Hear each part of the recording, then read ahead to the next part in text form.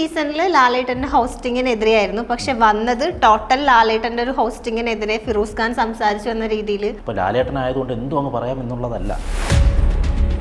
സിബിനേക്കാൾ അവിടെ പല കാര്യങ്ങളിലും സിബിനേക്കാൾ വലിയ സ്റ്റേറ്റ്മെൻറ്റ് നടത്തിയ ആൾക്കാരുണ്ട്, മോശമായ സ്റ്റേറ്റ്മെൻറ്റ്സ് നടത്തിയത്. എന്നിട്ട് മറ്റുള്ളവർക്ക് കൊടുക്കാത്ത ഒരു ഫയറിംഗ് ആയിരുന്നു ലാലേട്ടൻ സിബിനെ തുരുതുരയാണ് വെടിവെച്ചുകൊണ്ടിരുന്നത്. ഈ 10-18 കോടി രൂപയും കൊടുത്ത് പുള്ളിക്ക് ഇത്രയും ജനങ്ങൾ പുള്ളിയെ വിശ്വസിച്ചിരിക്കുന്ന ഇത്രയും വലിയൊരു ഷോ. അപ്പോൾ പുള്ളിയുടെ സമയമില്ലായ്മയും പുള്ളിയുടെ ബാക്കി ബിസി അല്ല അവിടെ ഉള്ളത്. പുള്ളി അവിടെ വേറൊരു സിനിമാടനായിട്ടല്ല, പുള്ളി ഒരു ആങ്കറാണ്. ബിഗ് ബോസിന്റെ ഈ ഒരു ക്രിയേറ്റീവ് കോണ്ടന്റ് ക്രിയേറ്റ് ചെയ്യുന്ന ആൾക്കാരുണ്ടല്ലോ, അവർ ആഗ്രഹിക്കുന്ന കണ്ടസ്റ്റന്റിന്റെ വിഷ്വൽസ് മാത്രം പുറത്തേക്ക് വിടാനും പ്രത്യേക എഫേർട്ട് എടുക്കുന്നതായിട്ട് തോന്നിയിട്ടുണ്ടോ? പലപ്പോഴും എനിക്ക് തോന്നിയിട്ടുണ്ട്. അൻസിബയൊക്കെ സത്യത്തിൽ ആദ്യത്തെ ആഴ്ച പുറത്തു കൊണ്ട കുട്ടിയാണ്. ശരണ്യൊക്കെ എന്ത് കണ്ടസ്റ്റൻ്റ് ആണെന്ന് എനിക്കറിയില്ല. അതൊക്കെ ആദ്യം പുറത്തു പോകേണ്ട ആൾക്കാരെയാണ് അവസാനം വരെ. അതൊക്കെ ഫേവറിസത്തിൻ്റെ ഭാഗങ്ങളാണ്. അൽമാരാർ ഈ ഒരു സ്റ്റേറ്റ്മെൻറ്റ് പറഞ്ഞതിന് ശേഷമാണ് പലരും ശോഭയൊക്കെയാണ് അതിൽ വ്യക്തമാക്കി വെച്ചിരിക്കുന്നത്. ശോഭയും ആ സീസണിൽ വന്ന 2-3 പെൺകുട്ടികളെയും. അപ്പോഴും നമ്മൾ പറയേണ്ട മറ്റു കാര്യമുണ്ട്. ഈ കിടന്ന് കൊടുക്കണം, അല്ലെങ്കിൽ നിങ്ങൾ എനിക്ക് കിടന്ന് തരണം എന്ന് പറഞ്ഞ ആ ആൾക്കാരാരാണ്? അപ്പോൾ അതേപോലെ തന്നെ ഇനി ഫിറോസ് കെയുടെ ലൈഫിൽ പുതിയ പ്രണയം, പുതിയൊരു പാർട്ട്ണർ ഒന്ന് അവസാനിക്കുമ്പോൾ അടുത്ത ഒന്ന് തുടങ്ങുക എന്ന് പറഞ്ഞാൽ അതെല്ലാം പ്രണയവും വിവാഹവും മാത്രമല്ല. എൻ്റെ ജീവിതത്തിൽ ഈ ഒരു വിവാഹം ഉണ്ടോ എന്ന് എനിക്ക് തോന്നുന്നില്ല. ഇപ്പം നമ്മൾ ഏറ്റവും കൂടുതൽ ഒരു പരാമർശം നടത്തിയിട്ടുണ്ടായിരുന്നു, അതിപ്പോൾ സോഷ്യൽ മീഡിയ വേറെ രീതിയിൽ തന്നെ ആക്കി തീർക്കുകയും ചെയ്തു. അതെൻ്റെ മിക്ക പരാമർശങ്ങളും അങ്ങനെ ആക്കി തീർക്കാറുണ്ട്. പറഞ്ഞത് ഈ സീസണിൽ ലാലേട്ടന്റെ ഹോസ്റ്റിങ്ങിനെതിരെയായിരുന്നു, പക്ഷെ വന്നത് ടോട്ടൽ ലാലേട്ടന്റെ ഒരു ഹോസ്റ്റിങ്ങിനെതിരെ ഫിറോസ് ഖാൻ സംസാരിച്ചു എന്ന രീതിയിൽ വന്നിട്ടുണ്ടായിരുന്നു. എന്തുകൊണ്ട് അങ്ങനെ തോന്നാനുള്ളൊരു റീസൺ? വീണ്ടും ഒന്നുകൂടെ ഞാൻ പറയാണ്, ഈ സീസണിൽ മാത്രം ഹോസ്റ്റിങ്ങിനെ കുറിച്ചാണ് മോശമായി സിക്സിൽ തോന്നാൻ കാരണമെന്ന് പറയുന്നത് തുടക്കം മുതലേ നമ്മൾ ഈ ബിഗ് ബോസിൽ ഒരു ആങ്കറിനൊരു വലിയ സ്ഥാനമാണ്. പ്രത്യേകിച്ചും ലാലേട്ടനെ പോലെ ഒരാൾ വരുമ്പോഴത്തേക്ക് അദ്ദേഹത്തിൻ്റെ വാക്കിനൊക്കെ അത്രമേൽ വാല്യൂ കൽപ്പിക്കുന്നതാണ്, ഓരോ വേർഡിനും. പ്രത്യേകിച്ച് ബിഗ് ബോസിനകത്ത് നിൽക്കുന്ന കണ്ടസ്റ്റൻസ് അത്രമേൽ അതിന് വാല്യൂ കൽപ്പിക്കുന്നു. അപ്പോൾ അത് എന്തെന്ന് പറഞ്ഞാലും നമ്മൾ ആ പറയുന്ന വാക്കുകൾ സൂക്ഷിച്ച് വേണം ഉപയോഗിക്കാൻ. ഇപ്പോൾ ലാലേട്ടനായതുകൊണ്ട് എന്തും അങ്ങ് പറയാം എന്നുള്ളതല്ല. ഫസ്റ്റ് ഓഫ് ഓൾ, ഒരു കണ്ടസ്റ്റൻറ്റ് റോക്കി എന്ന് പറഞ്ഞ കണ്ടസ്റ്റൻറ്റ് ഓൾറെഡി പുള്ളി പ്രൊവോക്ഡ് ആയിട്ടുള്ള ഒരാളാണ്. പുള്ളിയുടെ പേഴ്സണൽ നമ്മൾ പിന്നീട് തിരയോ പുള്ളിയുടെ പേഴ്സണൽ അവിടെ സുഹൃത്തുക്കളുണ്ടല്ലോ, ആ ട്രിവാൻഡ്രത്തുള്ള സുഹൃത്തുക്കൾ പോലും പറയുന്നത് അവർ അതിശയിച്ച് പോയി ഇങ്ങനെ ഒരാളെ ബിഗ് ബോസിൽ കയറ്റിയെന്ന്. കാരണം പുള്ളി ഓൾറെഡി അങ്ങനത്തെ പ്രൊവോക്ഡ് ആകുന്ന ഒരാളും അങ്ങനത്തെ മൈൻഡുള്ള ഒരാളാണ് ഈ റോക്കി എന്ന് പറഞ്ഞ ആൾ. അദ്ദേഹത്തിന് എന്തെങ്കിലും ഒരു കാര്യം കിട്ടിയ പ്രൊവോക്ക് ആകും. അത് ആദ്യം തന്നെ ഇതിലേക്ക് എടുത്ത ഈ ഒരു കണ്ടസ്റ്റനെ എടുത്തത് തന്നെ മോശം. അങ്ങനെ നോക്കുകയാണെങ്കിൽ ബിഗ് ബോസ് പോലത്തെ ഇതിലേക്ക് അദ്ദേഹത്തെ കൊണ്ടുവരാൻ പാടില്ലായിരുന്നു. അങ്ങനെ പ്രൊവോക്ക് ആവുന്നത് തൊട്ടാൽ ഇടിക്കുന്ന ഒരാളായി. ഇത് നമ്മൾ ഇടിക്കാതിരിക്കുന്നിടത്താണ് എൻ്റെ വിജയം ആക്ച്വലി. അപ്പോൾ അത്രയും മാസമായ ഒരാളെ കൊണ്ടുവരാൻ പാടില്ലായിരുന്നു. ഇത്രയും ടെസ്റ്റ് കഴിഞ്ഞിട്ട് എടുക്കല്ലേ. പക്ഷേ അദ്ദേഹത്തെക്കുറിച്ച് നമ്മൾ തിരക്കിയപ്പോൾ അദ്ദേഹത്തിൻ്റെ സുഹൃത്തുക്കൾ, വളരെ അടുത്ത സുഹൃത്തുക്കൾ, അദ്ദേഹം നാട്ടിൽ നിന്ന് എനിക്കറിയാൻ കഴിഞ്ഞത് ഇദ്ദേഹം ഇങ്ങനെ തന്നെയാണ് ആക്ച്വലി. റിയൽ ലൈഫിലും അദ്ദേഹം ഒന്ന് പറഞ്ഞ് രണ്ടാമത്തിന് ഇടിക്കുന്ന ഒരാളാണെന്നാണ് എനിക്ക് അറിയാൻ കഴിഞ്ഞത്. അപ്പോൾ അങ്ങനെ ഒരാൾക്ക് ഇടിക്കാതിരിക്കുന്നിടത്താണ് നമ്മുടെ വിജയം. നമ്മൾ വാക്കുകൾ കൊണ്ട് ശക്തമായി പ്രതികരിക്കാം, പക്ഷേ ഫിസിക്കൽ ആയിട്ടൊരാളെ ഇടിക്കുന്നതെന്ന് പറഞ്ഞാൽ അതൊരു വീക്ക് പോയിൻ്റാണ്, അതൊരു വീക്കായിട്ടുള്ളൊരു സാധനമാണ്. അപ്പോൾ ഇദ്ദേഹത്തെ സംബന്ധിച്ച് ഇദ്ദേഹം അവിടെ അത്രയും മെൻ്റലി ഇങ്ങനെ മാസ് രീതിയിലാണ് പുള്ളിയുടെ ഗെയിം പോയിക്കൊണ്ടിരിക്കുന്നത്. അപ്പോൾ എപ്പോഴും ചെന്നിട്ട് പലരെ ഇടിക്കും എന്ന് പറയുന്നെങ്കിലും പുള്ളി ഇടിക്കുന്നില്ല. അപ്പോൾ അവിടുത്തെ കണ്ടസ്റ്റൻസ് തന്നെ പുള്ളി ആ വിഷയം പറഞ്ഞ് കളിയാക്കിക്കൊണ്ടിരിക്കുകയാണ്.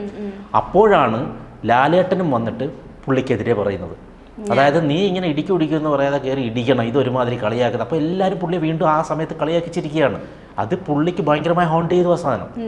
അതുകൊണ്ടാണ് അടുത്ത അങ്ങനെ ഒരു സീക്വൻസ് വന്നപ്പോഴും പുള്ളി ശരിക്കും ഇതെല്ലാവരും കളിക്കും, ലാലേട്ടൻ ഉൾപ്പെടെ. കാരണം ലാലേട്ടൻ ജനങ്ങളുടെ പ്രതിനിധി. അപ്പോൾ ജനങ്ങൾ ഇങ്ങനെയാണ് പുള്ളി പുറത്ത് കാണുന്നുള്ള വിചാരം പുള്ളിക്ക് വന്നു കാണും. സോ പുള്ളി അതുകൊണ്ടാണ് ആ പ്രൊവോക്കായിട്ട് ആ ഇടിക്കാനുള്ളൊരു ഒരു കാരണം ലാലേട്ടനാണ്. അപ്പോൾ അത് അങ്ങനെ പറയാൻ പാടില്ലായിരുന്നു. ഒന്ന്. രണ്ടെന്ന് പറയുന്നത് സിബിൻ്റെ ഒരു വിഷയം എടുക്കാം. സിബിനേക്കാൾ അവിടെ പല കാര്യങ്ങളിലും സിബിനേക്കാൾ വലിയ സ്റ്റേറ്റ്മെൻറ്റ് നടത്തിയ ആൾക്കാരുണ്ട്, മോശമായ സ്റ്റേറ്റ്മെൻറ്റ്സ് നടത്തിയത്. സിബിൻ അത്രമേൽ മോശമായ ഒരു സ്റ്റേറ്റ്മെൻറ്റും അവിടെ നടത്തിയിട്ടില്ല. അപ്പോൾ എന്നിട്ട് മറ്റുള്ളവർക്ക് കൊടുക്കാത്ത ഒരു ഫയറിംഗ് ആയിരുന്നു ലാലേട്ടൻ സിബിനെ തുരുതുരയാണ് വെടിവെച്ചുകൊണ്ടിരുന്നത്. മനസ്സിലായി. അപ്പോൾ അത് പാടില്ല. ഒന്നാമത് സിബിൻ്റെ ഇൻ്റർവ്യൂവിൽ തന്നെ അവർക്ക് മനസ്സിലാക്കാണ് സിബിൻ പറഞ്ഞതുപോലെ അദ്ദേഹം ഒരു ട്രോമ ഉള്ള ഒരാളാണ്. അപ്പോൾ ഇത്തരം ട്രോമ ഉള്ള ഒരാളെ എടുക്കുമ്പോൾ അത് അങ്ങനെ തന്നെ മാനേജ് ചെയ്ത് ലാലേട്ടനെ പോലുള്ളവർ ബാക്കി കണ്ടസ്റ്റൻസ് നോക്കേണ്ട കാര്യമില്ല. പക്ഷെ അങ്ങനെ ട്രോമ ഉള്ള ഒരാളെ എടുക്കാൻ പാടില്ല. അതാണ് ഞാൻ പറഞ്ഞത്, റോക്കിയെ പോലുള്ള ഒരാളെയും ഇങ്ങനെ ഒരാളെയും എന്തുകൊണ്ട് അവർ പൂർണ്ണമായി മനസ്സിലാക്കിയിട്ട് എടുത്തില്ല എന്നുള്ളതാണ്. കാരണം ഇവരെ കുറിച്ചൊക്കെ പേഴ്സണലായിട്ട് ഇപ്പോൾ ഇത് സിബിൻ തന്നെ പറഞ്ഞ കാര്യമാണ്. അത് ഈ ബിഗ് ബോസിനകത്ത് എനിക്ക് നേരത്തെ ഇങ്ങനൊരു ട്രോമ ഉണ്ട്, എനിക്ക് അങ്ങനെ ആണ്, അതുകൊണ്ട് ഇതൊക്കെ എനിക്ക് ഭയങ്കരമായിട്ട് ഹേർട്ട് ചെയ്യും എന്ന് സിബിൻ തന്നെ പറഞ്ഞാണ്. അപ്പോൾ അങ്ങനെ ഒരാളെ ട്രീറ്റ് ചെയ്യേണ്ടത് ലാലേട്ടനെ പോലെ ഒരാൾ ഒരു ആങ്കർ ട്രീറ്റ് ചെയ്യേണ്ടത് അങ്ങനെ ആയിരുന്നില്ല. പുള്ളി ഒരു ചെറിയ എന്തോ ഒരു കാര്യം ചെയ്തതിനെ കൊടുക്കേണ്ട ശിക്ഷയും അതായിരുന്നില്ല. ഇത് ഏതോ മഹാ അപരാധം ചെയ്തതുപോലെയാണ് അദ്ദേഹത്തെ ശിക്ഷിച്ചത്. സിബിൻ ഒന്ന് ചിന്തിച്ചു നോക്കും, ഇത്രയും ഗെയിമേഴ്സ് വന്നതിൽ മനോഹരമായി ഗെയിം ചെയ്ത ഒരാളാണ് കുറച്ച് ദിവസം കൊണ്ട് സിബിന് ഇല്ലേ. വളരെ മനോഹരമായി അദ്ദേഹം വളരെ ബുദ്ധിപൂർവ്വം, ഇത്രയും ബുദ്ധിയുള്ളൊരു കണ്ടസ്റ്റൻസ് വേറെ അതില്ലായിരുന്നു.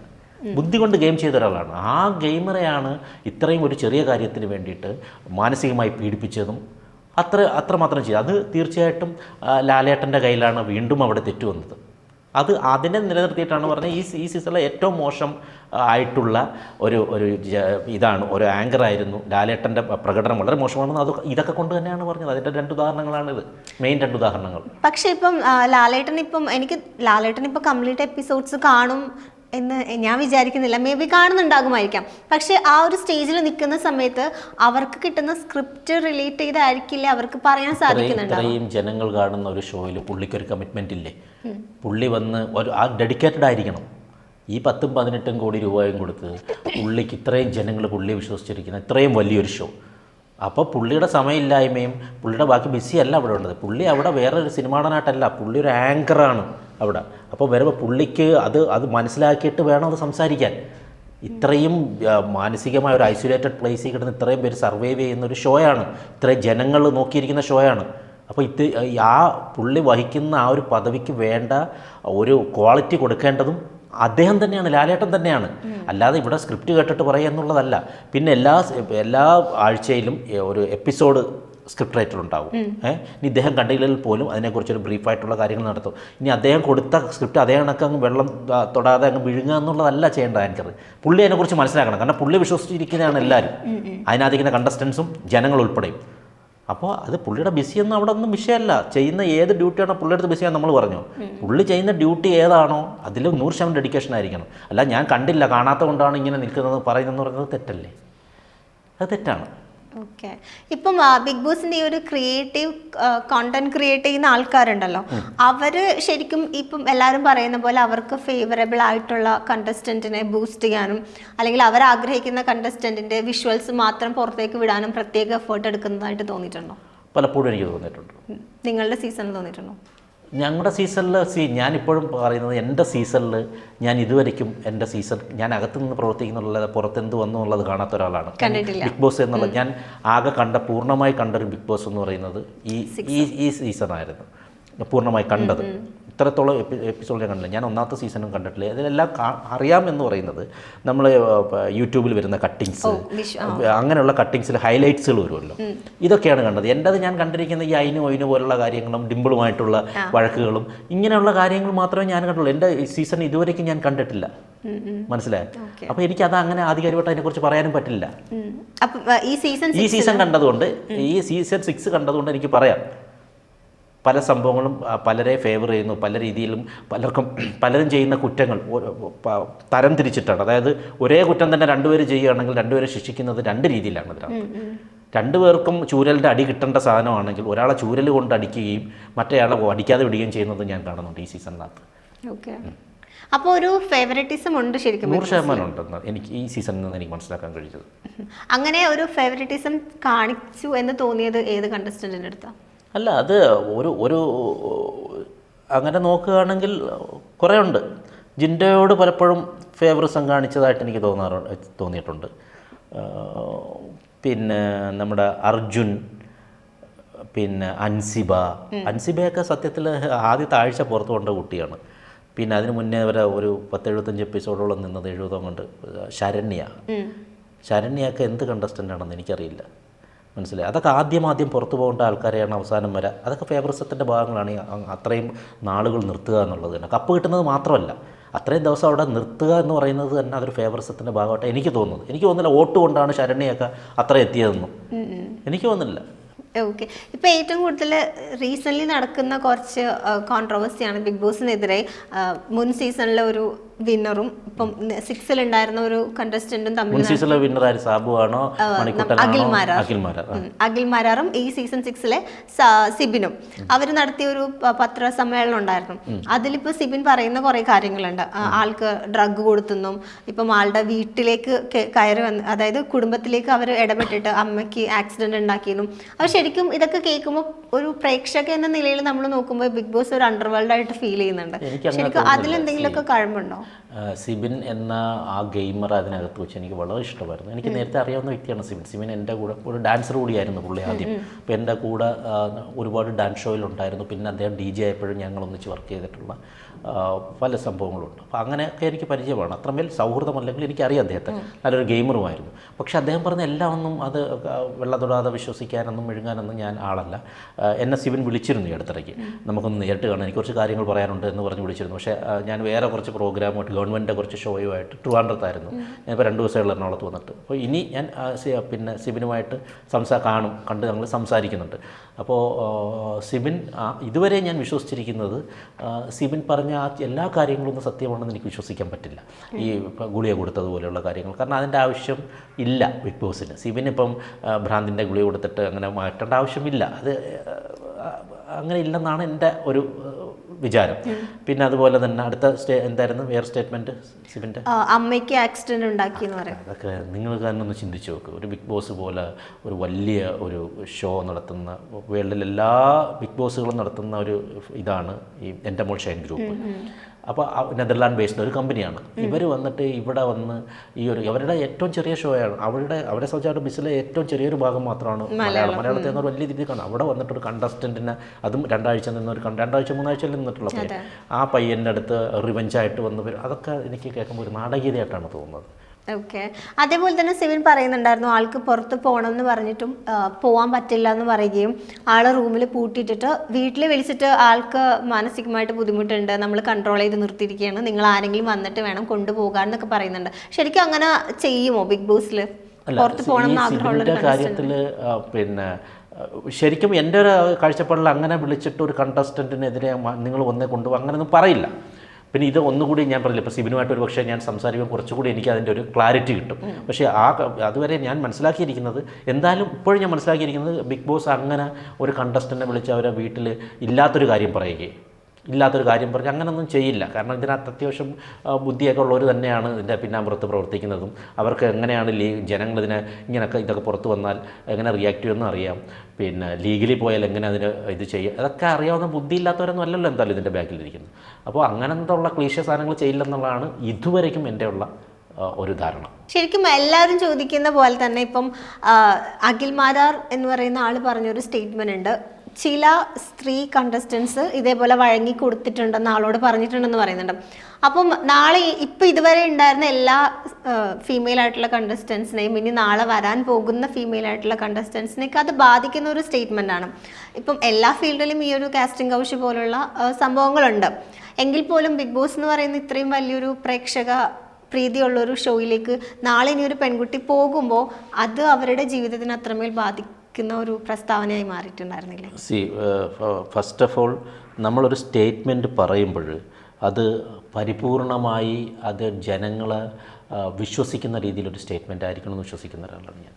ഇപ്പം നമ്മൾ ചുമ്മാതൊരു അലിഗേഷൻ ഉണ്ടാക്കരുത്. ഇപ്പം അഖിൽ മാരാർ അങ്ങനെ ഒരു സ്റ്റേറ്റ്മെൻറ്റ് ഞാൻ പല ഇൻ്റർവ്യൂവിലും അല്ലെങ്കിൽ അദ്ദേഹത്തെ വിളിച്ച് സംസാരിക്കുമ്പോഴും ഞാൻ പറഞ്ഞൊരു കാര്യമാണ്, അദ്ദേഹം അങ്ങനെ ഒരു സ്റ്റേറ്റ്മെൻറ്റ് പറയുമ്പോൾ ആ വിക്റ്റിം ആരാണ്, എന്തായാലും വിളിച്ച് ഇദ്ദേഹത്തിൻ്റെ പറഞ്ഞെന്നല്ലേ പറഞ്ഞത്, വിക്റ്റിം എല്ലാവരും അല്ലല്ലോ, കുറച്ച് പേരെന്നല്ലേ പറഞ്ഞു, ആ കുറച്ച് പേര് ആരാണെന്ന് കൂടി പറയാനുള്ളൊരു ഗട്ട്സ് കാണിക്കണമായിരുന്നു. അങ്ങനെ ഉണ്ടെങ്കിൽ മനസ്സിലായി, അങ്ങനെ ഉണ്ടെങ്കിൽ തീർച്ചയായിട്ടും അത് കൂടെ പറയണം. അങ്ങനെയാണെങ്കിൽ ബാക്കിയുള്ളവർക്ക്, നിരപരാധികൾക്ക് അതിൻ്റെ പഴി കേൾക്കില്ലായിരുന്നു. അത് പറയാൻ കാര്യമെന്ന് പറഞ്ഞാൽ ശോഭ എന്നെ വിളിച്ചിട്ട് അദ്ദേഹത്തിൻ്റെ ഇൻസ്റ്റാഗ്രാമിൽ അദ്ദേഹത്തിന് വന്ന കുറച്ച് മെസ്സേജസ് സ്ക്രീൻഷോട്ട് എടുത്ത് എനിക്ക് അയച്ചു, വാട്സപ്പിലുമൊക്കെ വന്ന് വളരെ മോശമായിട്ട് ഒരു സ്ത്രീ കേൾക്കാൻ പാടില്ലാത്ത രീതിയിലാണ് അദ്ദേഹത്തിന് കമൻറ്റുകൾ വന്നിരിക്കുന്നത്. അത് ഈ ഒരു സ്റ്റേറ്റ്മെൻറ്റ് അതായത് അഖിൽ മാരാർ ഈ ഒരു സ്റ്റേറ്റ്മെൻറ്റ് പറഞ്ഞതിന് ശേഷമാണ് പലരും ശോഭയൊക്കെയാണ് അതിൽ വ്യക്തിമാക്കി വെച്ചിരിക്കുന്നത്. ശോഭയും ആ സീസണിൽ വന്ന 2-3 പെൺകുട്ടികളെയും. അപ്പോൾ അതൊക്കെ എന്ന് പറയുന്നത് അവരത്രമേൽ ബാധിച്ചു. അപ്പോൾ എൻ്റെ അടുത്ത് അവരത് ആ സ്ക്രീൻഷോട്ട് വരെ അയച്ചിട്ട് റിഫറൻസൊക്കെ ഇത് കണക്കാണ്. അപ്പോൾ ഇത് നമ്മൾ അത്രമേൽ ബാധിച്ചു. അപ്പോൾ ഈ സീസണിൽ തന്നെ എത്രയോ പേർക്കെതിരെ ഇങ്ങനെ കമൻറ്റുകൾ വരുന്നുണ്ടോ, അതൊക്കെ എന്ന് പറയുന്നത് അവരെ ഫാമിലിക്ക് വരെ ബാധിച്ച സംഭവമാണ്. അപ്പോൾ നമ്മൾ ചില കാര്യങ്ങൾ പറയുമ്പോൾ ഓക്കെ പറഞ്ഞോട്ടെ, നല്ലത് തന്നെയാണ് തുറന്ന് പറയുന്നത്. അപ്പം അത് പക്ഷേ ആ ഒരു പരിപൂർണമായി അത് സത്യമാണെന്ന് മനസ്സിലാക്കുകയും അത് പരിപൂർണമായ അതിൻ്റെ എവിഡൻസ് കൂടെ കൊടുത്തിട്ട് പറഞ്ഞാൽ അത് കുറച്ചുകൂടെ നല്ലതായിരിക്കും എന്നാണ് എനിക്ക് തോന്നുന്നത്. മനസ്സിലായോ? ഇപ്പം ഇക്കയുടെ അടുത്ത് ഇതേപോലെ ഏതെങ്കിലും കണ്ടസ്റ്റൻസ് ഈ ഒരു മാറ്റർ സംബന്ധിച്ച് എന്തെങ്കിലുമൊക്കെ ഷെയർ ചെയ്തിട്ടുണ്ടായിരുന്നു? അല്ല, ഫീമെയിലാണ് പലരും വിളിച്ചിട്ട് എൻ്റെ അടുത്ത് പറഞ്ഞ കാര്യമാണ്. പലരും വിളിച്ചിട്ട് അവർ ഭയങ്കരമായിട്ട് ബാധിച്ച കാര്യമാണ്. പല ഫീമെയിൽ കണ്ടസ്റ്റൻസും അവരെ അത്രമേൽ, ഇത് അവരുടെ 5th സീസൺ മാത്രമല്ല, പല സീസണിലെ ആൾക്കാരെ ഈ സ്ത്രീകൾക്കെതിരെ ഈ കമൻറ്റോളികൾ വന്നിരുന്ന ഇത്തരം കമൻറ്റുകൾ കൊടുത്തിട്ടുണ്ട്. അതായത് പിന്നെ വളരെ നികൃഷ്ടമായിട്ടുള്ള, അവരെ വേദനിപ്പിക്കാവുന്ന രീതിയിൽ, എത്രത്തോളം വേദനിപ്പിക്കാവുന്ന രീതിയിൽ മുറിവേൽപ്പിക്കുന്ന. ഇപ്പം ഞാൻ കമൻറ്റ് വായിക്കില്ല, അല്ലെങ്കിൽ കമൻറ്റ് എനിക്കൊന്നും അല്ലെങ്കിലും അവരൊന്നും അങ്ങനല്ല. അവരൊക്കെ കമൻറ്റുകൾ വായിച്ചിട്ടിരുന്ന് കരയുന്ന ടീമുകളാണ് മിക്ക പെൺകുട്ടികളും, ഞാൻ മനസ്സിലാക്കിയെടുത്തുള്ളൂ. അപ്പോൾ അതൊക്കെ ഭയങ്കരമായി ബാധിച്ചു. അത് ഒരുപാട് പേര്, ചെറിയ കാര്യമല്ല അത്. ഒന്നാമത്തെ ആ സ്റ്റേറ്റ്മെൻറ്റ് ചെറിയ സ്റ്റേറ്റ്മെൻറ്റാണോ, കിടന്ന് കൊടുത്തിട്ട് ബിഗ് ബോസ് വരും എന്ന് പറയുന്നത് ചെറിയ സ്റ്റേറ്റ്മെൻ്റ് അല്ല അത്. മനസ്സിലായി? പിന്നെ അപ്പോഴും നമ്മൾ പറയേണ്ട മറ്റു കാര്യമുണ്ട്. ഈ കിടന്ന് അതായത് കിടന്ന് കൊടുക്കണം, അല്ലെങ്കിൽ നിങ്ങൾ എനിക്ക് കിടന്ന് തരണം എന്ന് പറഞ്ഞ ആ ആൾക്കാർ ആരാണ്? അതൊരു കാരണം ഒന്നാമത് ബിഗ് ബോസ് എന്ന് പറഞ്ഞ ഷോയിൽ ഒരുപാട് പേരൊന്നുമില്ല. ഇപ്പം സിനിമാക്കാരാണൊക്കെ ഒരുപാട് പേരൊന്നുമില്ല. ബിഗ് ബോസ് എന്ന് പറഞ്ഞ മലയാളത്തിലെ എന്ന് പറഞ്ഞാൽ ഏഷ്യാനെറ്റിൽ മാത്രം വരുന്നതാണ്. അവിടെ അതിൻ്റെ അധികൃതർ എന്ന് പറഞ്ഞാൽ കുറച്ച് പേരേ ഉള്ളൂ. അതിൽ തന്നെ പുള്ളി 2 പേരെ സേവ് ചെയ്ത് പറയുകയും ചെയ്യുന്നുണ്ട്. ബാക്കി അപ്പോൾ 2-3 പേരേ ഉള്ളൂ. അപ്പോൾ കറക്റ്റായിട്ട് ആ കല്ലെറിയുന്നത് ആർക്കാന്ന് നമുക്ക് മനസ്സിലാവും. അപ്പോൾ അവരങ്ങനെയുള്ളവരാണോ എന്നുള്ളൊരു ചോദ്യം കൂടി അതിനകത്തുണ്ട്. പിന്നെ ഏഷ്യാനെറ്റിനെ സംബന്ധിച്ച് എല്ലാവരും ഒന്നും നല്ലവരെന്ന് ഞാൻ പറയില്ല. കാരണം ഞാനവിടെ ഒരു 5 വർഷത്തോളം അസിസ്റ്റൻറ്റ് പ്രൊഡ്യൂസറായിട്ട് വർക്ക് ചെയ്ത ഒരാളാണ്. മനസ്സിലായി? ഇന്നിരിക്കുന്ന പല കേമന്മാരും അന്ന് നമ്മുടെ കൂടെ ഞാൻ അസിസ്റ്റൻറ്റ് പ്രൊഡ്യൂസറും കേവലം പ്രൊഡ്യൂസറായിട്ട് നിന്ന ആൾക്കാരാണ്. മനസ്സിലായി? പിന്നീട് അവരുടെ വളർച്ചയൊക്കെ നമ്മളും കണ്ടിട്ട് അവർ പിന്നെ ദൈവങ്ങളായി മാറുന്നതും മനസ്സിലായി? അവർ ഭയങ്കര അവർ തന്നെ വിചാരിക്കണം അവർ ആ ദൈവങ്ങൾ, അവരാണ് ഭരിക്കുന്നതൊക്കെ ആയിട്ടുള്ള ആൾക്കാരും അവിടെ ഉണ്ട്, നല്ല ആൾക്കാരും ഉണ്ട്. അതെല്ലായിടത്തും ഉണ്ട്. മനസ്സിലായി? അതൊക്കെ കാണുമ്പോൾ ഈ ദൈവങ്ങളാണെന്ന് സ്വയം ഞാനാണ് രാജാവ് എന്നൊക്കെ വിചാരിക്കുന്ന ചില മെയിൻ ആൾക്കാർ ഇപ്പോൾ അവിടെ ഉണ്ട്. അവരുടെയൊക്കെ എല്ലാ കാരണം ഞാൻ 10-15 വർഷം മുന്നേ ഞാൻ ഏഷ്യാനെറ്റിൽ ചെന്ന അവരെ പിന്നീട് കാണുമ്പോൾ നമ്മളടുത്ത് കാണിക്കുന്ന പെരുമാറ്റങ്ങൾ ഇതൊക്കെ നമ്മൾ കാണും. ഇതൊക്കെ കണ്ട് കോമാളികളായിട്ടാണ് എനിക്ക് അവരെ തോന്നാറുള്ളത്. കാരണം അത് വിവരമില്ലാത്തവന്മാരാണ് അതൊക്കെ ചെയ്യുന്നത്. പക്ഷേ നല്ല നല്ല പേഴ്സണാലിറ്റി ഉള്ളതും നല്ല നട്ടലുള്ളവരും ഉണ്ട് അവിടെ. അതെല്ലാ സ്ഥാപനങ്ങളും ഉണ്ട്, ഏഷ്യാനെറ്റ് മാത്രമല്ല. ഞാനിപ്പം ഏഷ്യാനെറ്റ് ഒരു കാര്യം പറഞ്ഞാൽ എൻ്റെ കൂടെ കൂട്ടിച്ചേർത്തിയാണ്. പിന്നെ എനിക്ക് ഒബ്വിയസ്ലി എനിക്ക് ഒരിക്കലും ഏഷ്യാനെറ്റിൽ ഇനി ഒരു ചാൻസ് കിട്ടുമെന്ന് എനിക്ക് തോന്നുന്നില്ല, പ്രത്യേകിച്ച് ബിഗ് ബോസിൽ. കാരണം അവിടെ നമ്മൾ ഈ കള്ളം പറയുന്നവർക്കാണ് ഏറ്റവും കൂടുതൽ, അല്ലെങ്കിൽ കള്ളം പറയുന്നതിലുപരി സുഖിപ്പിച്ച് നിൽക്കുന്നവർക്കാണ് ചാൻസ് കൂടുതൽ. അത് എവിടെ അങ്ങനെയാണ്. പക്ഷെ ഞാൻ ആരെയും നമ്മൾ സുഖിപ്പിക്കാറില്ല. അതുകൊണ്ട് ഞാൻ പറഞ്ഞ ഒരു 10 ചാൻസ് വരുമ്പോൾ ഒരു 9 എനിക്ക് തട്ടിപ്പോരേണ്ട, ഒരെണ്ണം കിട്ടാറുള്ളത് നമ്മൾ. ഈ ഇവിടെ ബിഗ് ബോസിൻ്റെ അൾട്ടിമേറ്റൊക്കെ ഇനി വരും. ഒരിക്കലും എന്നെ അവർ വിളിക്കില്ല. എനിക്ക് ഉറപ്പാണ്, 100% ഉറപ്പാണ്. കാരണം എന്ന് പറഞ്ഞാൽ ഞാൻ ഈ സീസണിൽ പല കാര്യങ്ങളും പറഞ്ഞത് അവർ എന്ന ബിസിനസ് സ്ഥാപനത്തിന് ഒരു പക്ഷേ എതിരായിരിക്കും. അത് ഞാൻ പറഞ്ഞ സത്യമാണ്, പല കാര്യങ്ങളും സത്യമാണ്. പക്ഷേ അത് അവർക്ക് എതിരായി വരും. ചില സത്യങ്ങൾ അവർക്ക് എതിരായി വരുമല്ലോ, അവർക്ക് ഇഷ്ടപ്പെടാത്തതായിരിക്കും. ചില കാര്യങ്ങൾ അവിടുന്ന് തന്നെ എനിക്ക് വിളി വന്നു, ആ സ്റ്റേറ്റ്മെൻറ്റ് എന്തിനാ പറഞ്ഞതെന്ന് വെച്ചിട്ട് എനിക്ക് വിളി വന്നു. പക്ഷെ ഞാൻ പറഞ്ഞു എനിക്ക് എൻ്റെ കാഴ്ചപ്പാടിൽ അതാണ്, അത് സത്യം തന്നെയാണെന്ന് അവർക്കും അറിയാം. പക്ഷേ എനിക്ക് ചില കാര്യങ്ങൾ അങ്ങനെ പറയും. ബിഗ് ബോസിൽ വന്ന സമയത്ത് ഇപ്പം നിങ്ങളുടെ ആ ഒരു കപ്പിൾസിനെ ഏറ്റവും കൂടുതൽ ആൾക്കാർ വളരെ സ്നേഹത്തോടു കൂടി സ്വീകരിച്ചിട്ടുണ്ടായിരുന്നു. അപ്പോൾ പെട്ടെന്ന് അത് ബ്രേക്കപ്പ് ആയതിന് ശേഷം ഉണ്ടായിരുന്ന ആ ഒരു റിയാക്ഷനൊക്കെ എങ്ങനെ ഉണ്ടായിരുന്നു, റെസ്പോൺസൊക്കെ? ജനങ്ങൾ സീരിയസ്ലി പിന്നെ നമ്മൾ അത്രമാത്രം ഇഷ്ടപ്പെട്ടിരുന്നു, ഞങ്ങളുടെ കപ്പിൾ ഇഷ്ടപ്പെട്ടിരുന്നു എന്നുള്ളത് പിന്നീട് എനിക്ക് മനസ്സിലാക്കാൻ കഴിഞ്ഞത്. ഇപ്പോഴും ഇന്നും നമ്മൾ പുറത്ത് പോകുമ്പോൾ അയ്യോ നിങ്ങൾ വേർപിരിയണ്ടായിരുന്നു. പക്ഷെ നമ്മൾ ആ ഷോയിൽ കണ്ടത് വെച്ചിട്ടാണ് ജഡ്ജ് ചെയ്യുന്നത്. ഇപ്പോൾ നിങ്ങൾ ഒന്നിച്ച് നിൽക്കുന്നതായിരുന്നു ഞങ്ങൾക്ക് ഇഷ്ടമെന്നൊക്കെ പറഞ്ഞു. പക്ഷെ അപ്പോൾ പോലും ഞാൻ പല ഇൻ്റർവ്യൂവിലും ഞങ്ങളെക്കുറിച്ച് പറഞ്ഞിട്ടുണ്ട്, ഞങ്ങൾ ഇപ്പോഴും സൗഹൃദത്തിൽ യാതൊരു കുറവുമില്ല. ഞങ്ങൾ പിരിയേണ്ടത് ഞങ്ങളുടെ 2 പേരുടെയും നല്ലതിന് വേണ്ടിയിട്ടാണ് പിരിഞ്ഞത്. മനസ്സിലായി? അത് നമ്മൾ പല ഇൻ്റർവ്യൂവിലും പറയും. വീണ്ടും നമ്മളത് ഇതിപ്പോൾ ഇവിടെ പറയേണ്ട ഒരു ഇതല്ലെന്ന് എനിക്ക് തോന്നുന്നു. കാരണം ഇപ്പം അദ്ദേഹത്തിൻ്റെ രീതിയിൽ ജീവിക്കുന്നു, ഞാനും വളരെ സന്തോഷമായിട്ട് ജീവിക്കുന്നു, അദ്ദേഹവും വളരെ സന്തോഷമായിട്ട് ജീവിക്കുന്നു. അത് ഒക്കെ ജനങ്ങൾ പല ഇൻ്റർവ്യൂവിലായിട്ട് പറഞ്ഞ് എന്തുകൊണ്ടാണ് പിരിഞ്ഞ കാര്യങ്ങളൊക്കെ നമ്മൾ പറഞ്ഞതാണ്. അപ്പോൾ അതിലേക്ക് ഞാൻ വീണ്ടും പോകുന്നില്ല, റിപ്പീറ്റ് അടിക്കാൻ താല്പര്യമില്ല. പക്ഷേ ജനങ്ങൾ ഇപ്പോഴും ഞങ്ങൾ ഒന്നിച്ചിരിക്കാൻ ആഗ്രഹിക്കുന്ന ആൾക്കാരാണ്. പക്ഷേ അത് വളരെ സത്യം, ഞങ്ങൾ ഇനി ഒരിക്കലും ഒന്നിക്കില്ല എന്നുള്ളതാണ് അതിൽ യാഥാർത്ഥ്യം. ശരിക്കും ഒരു ബന്ധം രണ്ട് രീതിയിൽ പോയി കഴിയുമ്പോൾ ഇപ്പം ഒന്ന് അവസാനിക്കുമ്പോൾ പുതിയൊന്നിൻ്റെ തുടക്കം എന്നൊക്കെ പറയുന്നത് ഉള്ളതാണല്ലോ. അപ്പോൾ അതേപോലെ തന്നെ ഇനി ഫിറോസ്കയുടെ ലൈഫിൽ പുതിയ പ്രണയം, പുതിയൊരു പാർട്ട്ണർ. ഒന്ന് അവസാനിക്കുമ്പോൾ അടുത്ത ഒന്ന് തുടങ്ങുക എന്ന് പറഞ്ഞത് എല്ലാം പ്രണയവും വിവാഹവും മാത്രമല്ല. എൻ്റെ ജീവിതത്തിൽ ഒരു വിവാഹം ഉണ്ടോ എന്ന് എനിക്ക് തോന്നുന്നില്ല. ഇല്ല, അല്ല, എൻ്റെ വിവാഹം എന്നൊരു സാധനം എൻ്റെ ജീവിതത്തിൽ ഉണ്ടാകാൻ 99% അങ്ങനെ ഞാൻ ആഗ്രഹിക്കാത്ത ഒരാളാണ്. പിന്നെ പ്രണയം എന്ന് പറഞ്ഞാൽ എനിക്ക് പ്രണയം ഭയങ്കര ഇഷ്ടമുള്ള ഒരാളാണ്. പ്രണയം എൻ്റെ ശ്വാസം പോലെയാണ്, എൻ്റെ ഹാർട്ട് ബീറ്റ് പോലെയാണ് പ്രണയത്തെ ഞാൻ കാണുന്നത്. അത്രമാത്രം ദിവ്യമായിട്ടാണ് പ്രണയത്തെ ഞാൻ കാണുന്നത്. അതുകൊണ്ട് തന്നെ ഞാൻ പ്രണയിക്കുന്നില്ല ഒരാളെ പോലും. കാരണം ഞാൻ കാണുന്ന ക്വാളിറ്റിയിൽ പ്രണയിക്കുന്ന ഒരു പ്രണയിതാവും ഈ ലോകത്ത് ജനിച്ചിട്ടുമില്ല, ഇനി ജനിക്കാൻ പോകുന്നത് എനിക്ക് തോന്നുന്നില്ല. ഇനി ഒരു പക്ഷേ ജനിച്ചാലായി, അതിന് പക്ഷേ എനിക്ക് പ്രണയിക്കാൻ പറ്റില്ല, കുഞ്ഞുങ്ങളല്ലേ. അപ്പോൾ അങ്ങോട്ട് പ്രണയിക്കാൻ പറ്റിയ ക്വാളിറ്റി ഉള്ള ഒരാളില്ല. കാരണം ഇപ്പോഴുള്ള പ്രണയത്തെ ഞാൻ കാണുന്നതെന്ന് പറഞ്ഞാൽ, ഇപ്പോൾ ഏതൊരു പെൺകുട്ടിയും ഒരു പ്രണയിതാവിനെ കാണുന്നത് അവൻ ഫിനാൻഷ്യലി സ്റ്റേബിളാണ് ഫസ്റ്റ് നോക്കുന്ന കാര്യമാണ്. അവിടെ പ്രണയമല്ല, പണത്തെയാണ്. അവർ പണം, ഈ ത്യാഗവും കാര്യങ്ങളും ഒന്നുമില്ല. അത് തെറ്റെന്നോ ശരിയെന്നോ അല്ല ഞാൻ പറയുന്നത്. ഇപ്പോഴത്തുള്ളതെന്ന് പറഞ്ഞാൽ പണം അടിച്ചു പൊളിക്കുക, ഇങ്ങനെയൊക്കെയുള്ള കുറേ കാര്യങ്ങളുണ്ട്, അങ്ങനെ നടക്കുക. അതൊന്ന്. രണ്ടെന്ന് പറഞ്ഞാൽ ബാഹ്യമായ സൗന്ദര്യം, അത് നോക്കുന്നുണ്ട്, ബാഹ്യമായുള്ള സൗന്ദര്യം. പക്ഷേ ഇതിലെല്ലാം ഉപരി ആന്തരികമായൊരു സൗന്ദര്യമുണ്ട്. അതാര് നോക്കാനാണ്? അത് നോക്കുന്നില്ല. അതൊക്കെ ഇങ്ങനെ ഫിലോസഫിയായിട്ട് പലരും പറയും. അവന് കാണാൻ കൊള്ളാമോ, അവന് നല്ല ബോഡി ഉണ്ടോ, അവൻ്റെ ഇത് അടിപൊളിയാണോ, അതൊക്കെ നല്ല രീതിയിൽ അവൻ്റെ അടിപൊളി, അങ്ങനെയാണെങ്കിൽ അവനോട് അറ്റാച്ച്മെൻ്റ് ഒന്നും. രണ്ടാമത് പിന്നെ നോക്കും, ഇവൻ സ്റ്റേബിളാണോ, ഇവന് കാറുണ്ടോ, ഇവന് വീടുണ്ടോ, ഇവനോ അതുണ്ടോ, എന്നെ അടിച്ചൊളിപ്പിക്കാനുള്ള പബ്ലിക്, ഇങ്ങനെയൊക്കെയുള്ള പല എല്ലാം ഈ ഫിനാൻഷ്യൽ ആയിട്ടുള്ള സംഭവമാണ്. അപ്പോൾ അങ്ങനത്തെ പ്രണയങ്ങളാണ് ഇപ്പം ഞാൻ കാണുന്ന കംപ്ലീറ്റ്. പക്ഷേ എന്നെ സംബന്ധിച്ചെന്ന് പറഞ്ഞാൽ ഇതൊന്നുമില്ല. ഞാൻ ആഗ്രഹിച്ചിരുന്ന പ്രണയം എന്ന് പറഞ്ഞാൽ അത് വേറൊരു ഫീലാണ്. അവർ ഉള്ളിലായിരിക്കണം പ്രണയം. അവിടെ അവർക്ക് പണമുണ്ടോ ഇല്ലയോ എന്നുള്ളതല്ല, അല്ലെങ്കിൽ അവർ കാണാൻ കൊള്ളാവോ, അല്ലെങ്കിൽ ബാഹ്യ സൗന്ദര്യം, ആന്തരിക സൗന്ദര്യത്തെക്കാൾ വലുതായിട്ട് ലോകത്തൊന്നുമില്ല. അത് കാരണം നമ്മളൊരു യഥാർത്ഥ പ്രണയം എന്ന് പറഞ്ഞാൽ ഓരോ നിമിഷവും നമ്മൾ അവരെ മിസ് ചെയ്യും. ഞാനിപ്പോൾ ഒരാളെ പ്രണയിക്കുകയാണെങ്കിൽ എനിക്ക് ഓരോ സെക്കൻഡും അവരെ മിസ് ചെയ്യും. ആ ഐ ലവ് യു എന്ന് പറയുന്ന വാക്കിനേക്കാൾ ഐ മിസ് യു എന്ന് പറയുന്ന വാക്കിനോടാണ് എനിക്ക്. കാരണം അവർ മിസ് ചെയ്തുകൊണ്ടേയിരിക്കും. അവരെപ്പോഴും കൂടെ കൊണ്ടാണ്. നമ്മളെ ഹേർട്ട് പോലെ തന്നെയാണ് അവർ. ഹേർട്ട് നമ്മളെ കൂടെ ഇല്ലാതെ നമുക്കൊരു നിമിഷം ജീവിക്കാൻ പറ്റില്ല. അപ്പോൾ യഥാർത്ഥ പ്രണയം അതാണ്. പക്ഷേ ഇവിടെ യഥാർത്ഥ പ്രണയിക്കാൻ യോഗ്യതയായ ഒരു മനുഷ്യനും ഇല്ലെന്ന് ഞാൻ അടിച്ചു പറഞ്ഞു. അതുകൊണ്ട് തന്നെ എനിക്ക് പ്രണയത്തെ അത്ര ദിവ്യമായി കാണുന്നതുകൊണ്ട് തന്നെ എനിക്ക് പ്രണയമില്ല. സിംഗിൾ ലൈഫാണ്. I M so happy. അപ്പം അതേപോലെ തന്നെ മക്കളെ കുറിച്ച് ചോദിക്കുമ്പോൾ എങ്ങനെയാണ് മക്കളായിട്ടുള്ള കോണ്ടാക്റ്റും കാണാറൊക്കെ? മക്കളായിട്ടുള്ള കോണ്ടാക്റ്റ് ഒന്നും അതൊക്കെ എൻ്റെ ബ്ലഡ് തന്നെ ഇല്ലേ. മക്കൾ അത്രമേൽ നമുക്കത് ചോദിക്കേണ്ട ആവശ്യമില്ല. മക്കൾ ഏറ്റവും വലിയ ഒരു നമ്മുടെ അസറ്റ് തന്നെയാണ്. നമ്മളിപ്പോൾ കുറച്ചധികം ചെറിയൊരു ടാസ്ക് തരാം. ജീവിതമേ ഒരു ടാസ്ക്കാണ് എന്നെ സംബന്ധിച്ച്. ഓരോ ദിവസവും ദൈവം എനിക്ക് പുതിയ ടാസ്ക് തന്നുകൊണ്ടേയിരിക്കുകയാണ്. അതിലൊരു ടാസ്കും കൂടി ആവട്ടെ. വേറെ ഒന്നല്ല, ഞാനിങ്ങനെ നോർമലി ചോദ്യങ്ങൾ ചോദിക്കും. അപ്പോൾ അതുമായിട്ട് ഒരു ബന്ധമില്ലാത്ത ആൻസേഴ്സ് വേണം തിരിച്ചു തരാൻ.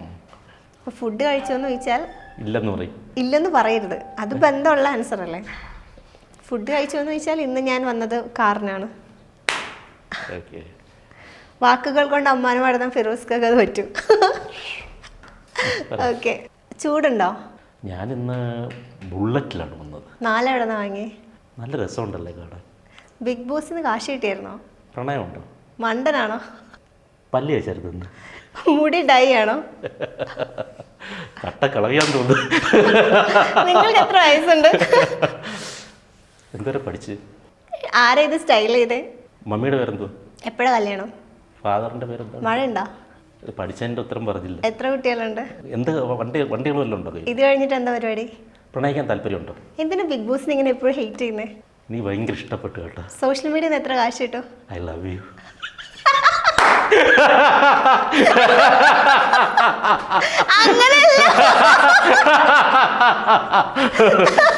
പോരെ, ഇത്രയും പോരെ.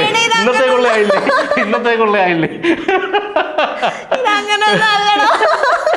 അങ്ങനെയൊന്നും പറയല്ലേ, ഇത് എന്നോട് പറ. സൂപ്പർ, നന്നായിട്ടുണ്ട്, അടിപൊളി. അല്ലെ, ഗെയിം തരുമ്പോൾ ഓൾറെഡി പറഞ്ഞായിരുന്നു ഫിറോസ് ഖാനെ തോപ്പിക്കാൻ പറ്റില്ല. ഓക്കെ. ഇപ്പൊ വേറെ എന്തൊക്കെയാ വിശേഷം? വേറെ എന്താ പുതിയ സിനിമകൾ? വേറെ ഇപ്പോൾ ഒരു 3 സിനിമകൾ ചെയ്തു. ഒന്ന് തേരി മേരി എന്നൊരു സിനിമയിൽ നായികയുടെ ബ്രദറായിട്ട്. ഇതൊന്നും അങ്ങ് ത്രൂ ഔട്ട് നിൽക്കുന്നതിനും ഒരു സീനാണെങ്കിൽ പോലും നമ്മൾക്ക് അതിലൊരു പ്രാധാന്യമുള്ള സാധനമാണ് ചെയ്യുന്നത്. പിന്നെ ഒപ്പീസ് എന്ന് പറഞ്ഞിട്ടൊരു മൂവി, അതിന് ഷൈം ടോമാണ് ഹീറോ. അതിലൊരു കവാലി ഹിന്ദി സോങ്ങിൽ പാടുന്നതായിട്ട് അഭിനയിച്ചു ഞാൻ. പിന്നെ ഉള്ളത് ബാഡ് ബോയ്സ് എന്ന് പറഞ്ഞ ഒമർ ലുലുവിൻ്റെ ഒരു സിനിമയാണ്. അപ്പോൾ അതിലും അത്യാവശ്യം നല്ല ഒരു ക്യാരക്ടർ, നല്ല ക്യാരക്ടർ എന്നല്ല ഒരു സീൻ, അത് ആക്ച്വലി അതിലൊരു ബെസ്റ്റ് ക്യാരക്ടർ എനിക്ക് വെച്ചിരുന്നതാണ് ഒമർ ലുലു. ഒമർ നമ്മുടെ ഒരു നല്ല സുഹൃത്തു കൂടിയാണ്. അപ്പോൾ അദ്ദേഹം നല്ലൊരു ക്യാരക്ടർ എനിക്ക് വെച്ചിരുന്നതാണ്. പക്ഷേ അത് പ്രൊഡ്യൂസർ മാറി മറ്റൊരു ടീം പ്രൊഡ്യൂസർ കയറ്റി, അപ്പോൾ വേറെ ടീമാണ് പിന്നെ ലാസ്റ്റ് ഇപ്പോൾ പടം ചെയ്തത്. അത് ഇത്തിരി കൂടെ വലിയ, ആദ്യം വെച്ചിരുന്നതിനേക്കാൾ വലിയ പ്രൊഡ്യൂസറാണ്. അപ്പോൾ അവരുടെ കുറച്ച് ബെൽറ്റിലുള്ള ആൾക്കാരുണ്ട്. അപ്പോൾ അവരെ വെച്ചിട്ട് ചെയ്യിപ്പിക്കണം. അവർ ഞാനോട്ട് ഒരു ബന്ധമില്ല, ഒന്നത് എന്നെ അത്ര വലിയ ഇഷ്ടമൊന്നും ഉണ്ടോ എന്ന് എനിക്കറിയത്തില്ല. അപ്പോൾ അവരുടെ ബെൽറ്റിലുള്ള കുറച്ച് ആൾക്കാരെ വെച്ചപ്പോഴത്തേക്ക് ഈ ക്യാരക്ടർ തട്ടിപ്പോയി, ഇനി വെച്ചിരുന്ന ക്യാരക്ടർ. പക്ഷേ ഒമർ ലുലു എൻ്റെ അടുത്ത് പറഞ്ഞ വാക്ക് പാലിക്കാൻ വേണ്ടി അദ്ദേഹം മറ്റൊരു ക്യാരക്ടർ തരികയും, അത് ഒരുപാട് ലെങ്ത് ഉള്ള അല്ലെങ്കിൽ പക്ഷേ എനിക്ക് മനസ്സിലാക്കാൻ പറ്റും ഒമർ അവിടെ വളരെ നിരപരാധിയായ ഒരു മനുഷ്യനാണ്. കാരണം ഇതിനകത്ത് ചില സംഭവങ്ങൾ ചില നടക്കണമെങ്കിൽ നമ്മൾ ചിലയിടത്ത് കണ്ണടയ്ക്കേണ്ടി വരും. പക്ഷേ ഉമറിന് ഒരു നട്ടലുള്ള വ്യക്തിയായതുകൊണ്ട് തന്നെ അതിനകത്തൊരു വേഷം അത്രയും ശക്തമല്ലെങ്കിൽ ഒരു വേഷം തന്നു. ഞാൻ പറഞ്ഞില്ല നേരത്തെ 10 ചാൻസ് വരുന്നത് 9 തട്ടിപ്പോകുന്നതിൽ ഒരു സാധനമാണ് ഇത്. പിന്നെ എല്ലാവർക്കും എന്നെ ഇഷ്ടമല്ല എന്നുള്ളത്, കാരണം എല്ലാവരും ജഡ്ജ് ചെയ്തിരിക്കുന്ന വേറെ രീതിയിലാണ്. ഈ തുറന്നു പറച്ചിലിൻ്റെ ഒരു കുഴപ്പമാണ്. ഇപ്പോൾ ഒമർക്കയെ കുറിച്ച് പറഞ്ഞതുകൊണ്ട് ചോദിക്കുകയാണ്. ഇപ്പം റീസെൻ്റ്ലി ഒമർക്കെതിരെയും കുറച്ച് ഇഷ്യൂസ് ഒക്കെ വന്നിട്ടുണ്ടായിരുന്നു. അപ്പം ഒരു ഫ്രണ്ട് എന്ന നിലയിൽ അതെങ്ങനെ നോക്കി കാണുന്നത്? ഫ്രണ്ട് എന്ന രീതിയിൽ, അതൊരു ആരോപണമായി, ഹ്യൂമൻ ബീയിങ് എന്ന രീതിയിലും പിന്നെ നമ്മളൊരു കാര്യം മനസ്സിലാക്കുക. ഇപ്പം ഇത് എത്രത്തോളം എന്നെ ബാധിക്കുമെന്നുള്ളത് ഞാൻ നോക്കുന്നില്ല. ഒരാളുടെ സമ്മതമില്ലാതെ പല തവണകൾ നമുക്കൊരാളെ മീറ്റ് ചെയ്യാൻ പറ്റില്ല. ഇപ്പം മസ്താനിയെ ഞാൻ ഒരു പ്രാവശ്യം ചിലപ്പം എന്തെങ്കിലും ചെയ്യാൻ പറ്റും എനിക്ക്, അതൊരു തെറ്റാണ്, അപ്പോൾ എന്നിൽ ആരോപിക്കാം. പക്ഷേ പല അവസരങ്ങളിലും മസ്താനി ഒരു 7-8 അവസരങ്ങളിൽ ഞാൻ വിളിക്കുന്നിടത്തൊക്കെ മസ്താനിയുടെ സമ്മതത്തോടെ വന്നിട്ട് ലാസ്റ്റ് മസ്താനി എന്നെക്കുറിച്ച് കുറ്റം പറയുന്നത് ശരിയാണ്. അതല്ല ഇവിടെ സംഭവിച്ചിരിക്കുന്നത്. അതായത് ഒരു വട്ടം റേപ്പ് എന്ന് പറയുന്നത് ഒരു വട്ടേ നടക്കത്തുള്ളൂ, മനസ്സിലായോ? ഇത് പല തവണകളിൽ ഞാൻ വന്നിട്ട് അപ്പോൾ എന്താണ് അത്ര മന്ദബുദ്ധിയാണോ മസ്താനി? അത് നമുക്ക് ചില കാര്യങ്ങൾ നമുക്ക് ചിന്തിച്ചുകൂടെ? ആൾക്കാരെന്ത് പറയുന്നതും അങ്ങനെ യോജിക്കാതെ നമുക്കൊന്ന് ഒരു മിനിമം ഒരു ഇത് വേണ്ടേ? ഇത് ഒരാളെ വെള്ളപൂശാനോ ഒരാളെ മറ്റേ കരിവാരി തെൽക്കാനോ ഒന്നുമില്ല, നമുക്ക് ചിന്തിക്കും. ഇപ്പം അദ്ദേഹം ഫ്രണ്ടാണെങ്കിലും അല്ലെങ്കിൽ മറ്റേ ആൾ അതൊന്നുമല്ല, ഇവിടെ ഫ്രണ്ടും ഇതൊന്നുമല്ല, അല്ലാതെ ഒന്ന് ചിന്തിച്ചു നോക്കൂ. ഒരു സ്റ്റേറ്റ്മെൻറ്റ് എടുത്തിട്ടൊന്ന് ചിന്തിച്ചു നോക്കൂ. പല തവണകൾ, ഒരു 7-8 തവണകൾ ഇതേ സംഭവം തന്നെ സംഭവിക്കുന്നത് പല സ്ഥലങ്ങളിൽ. ഒരാൾക്ക് 7-8 തവണ മരിക്കാൻ പറ്റുമോ? ഇല്ല. മരണം ഒറ്റ പ്രാവശ്യമാണ്. That's all. ഇതാണ് എൻ്റെ ഉത്തരം.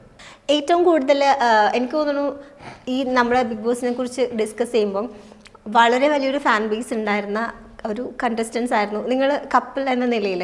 അപ്പം ഒരു ഫാൻസിൻ്റെ ഒരു റെസ്പോൺസ് ചില സമയത്ത് നമുക്കത് സന്തോഷം തരുന്നതായിരിക്കും, ചില സമയത്ത് ഇതേ ഫാൻസ് തന്നെ പല രീതിയിൽ, ഇപ്പം സിനിമകളിലാണെങ്കിലും അല്ലെങ്കിൽ ഇപ്പോൾ ഒരു വ്യക്തിയുടെ ഫാൻസ് എന്ന നിലയിലും അവർക്ക് നല്ലതും മോശവും ഇതേ സെയിം ഫാൻസിൽ നിന്ന് ഉണ്ടാവാറുണ്ട്. അപ്പോൾ ഇത്രയും ഫാൻ ബേസ് ഉള്ള ഒരാളെന്ന നിലയിൽ അതെങ്ങനെ? ഈ ഫാൻസ് എന്ന് പറഞ്ഞത് ആദ്യം മനസ്സിലാക്കാനുള്ള, മരണം വരെ നമ്മളെ കൂടെ നിൽക്കേണ്ടവരല്ല ഫാൻസ്.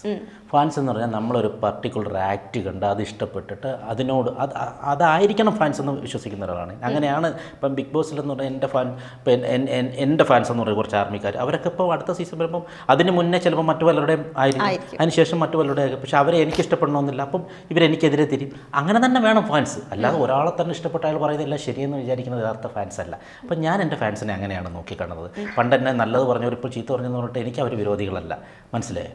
പിന്നെ സിനിമയെ സംബന്ധിച്ചാലും ഫാൻസ് എന്ന് പറഞ്ഞിട്ട് കുറേ പേരുണ്ട്. അപ്പോഴും എനിക്ക് പറയാനുള്ളൊരു കാര്യം എന്ന് പറഞ്ഞാൽ, നമ്മൾ ഏതൊരു ടീനേജ് ആയിട്ടുള്ള ഒരാളുടെ അടുത്ത് ചോദിച്ചാലും, ഒരു ബോയ്സിൻ്റെ അടുത്തായാലും ഗേൾസിൻ്റെ അടുത്തായാലും, നമ്മൾ അവരുടെ മൊബൈലിലോ അവരുടെ പേഴ്സണൽ ഇതിൽ ചോദിച്ചിട്ട് അവരുടെ അച്ഛൻ്റെ അമ്മയുടെയും ഫോട്ടോ ഒന്ന് കാണിക്കാൻ പറഞ്ഞാൽ ഉണ്ടാവില്ല. ഒരുപക്ഷെ മസ്താനിയുടെ പോലും കാണത്തില്ല, മനസ്സിലായോ?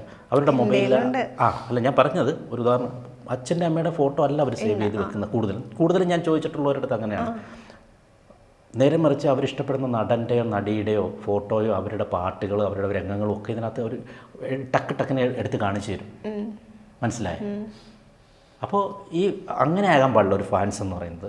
ആലോചിക്കണം, നമ്മളെ ജനിപ്പിച്ച നമ്മുടെ മാതാപിതാക്കളുടെ ഫോട്ടോ പോലും സൂക്ഷിക്കാത്തടുത്താണ് മോഹൻലാലിൻ്റെയും മമ്മൂട്ടിയെയും പോലുള്ളവരുടെ ഫോട്ടോ സൂക്ഷിച്ച് അവരെ ആരാധിക്കുന്ന അങ്ങനെയുള്ള ധാരാളം പേരുണ്ട്.